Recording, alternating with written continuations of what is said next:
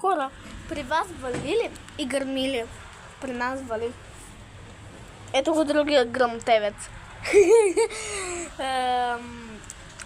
Вали, гърми. А то в 9 часа във Варна. Гледайте. Ето е нашата кола е там. То във Варна. В 9 часа, 10 часа ще гърми и ще вали толкова много. Малче светна. Вие видяхте ли го? Айде, че да изчакаме гръмтевицата. Дано да съм. О, Велизара, какво правиш, бе? Вау! Между другото имаше един облак, който приличаше на лайно. Наистина.